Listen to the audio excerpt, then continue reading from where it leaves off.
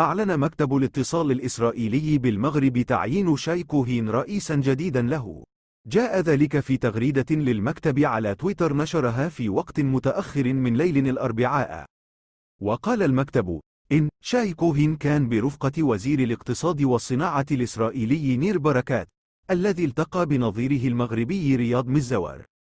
ولفت إلى أن الطرفين تحدثا عن مشروع تأسيس شركات اقتصادية في المغرب وعن طرق لتعزيز التعاون الاقتصادي بين بلدينا. كما زار نير بركات الملتقى الدولي للفلاحة بمدينة مكناس المنظم ما بين 2 و7 من ماي الحالي. فيما ذكرت صحيفة يديعوت أحرونوت العبرية بأن لجنة التعيينات في لجنة الشؤون الخارجية الإسرائيلية صادقت على تعيين غوفرين في منصب سفير إسرائيل لدى المغرب. ولم يصدر على الفور تعليق من الرباط على تغريدة غوفرين بشأن التعيين.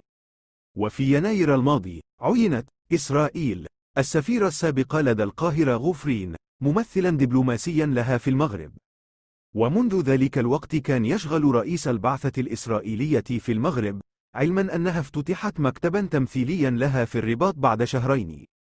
وفي 10 من ديسمبر 2020 أعلنت إسرائيل والمغرب استئناف العلاقات الدبلوماسية بينهما بعد توقفها عام 2000 إثر تجميد الرباط العلاقات من جراء اندلاع الانتفاضة الفلسطينية الثانية انتفاضة الأقصى.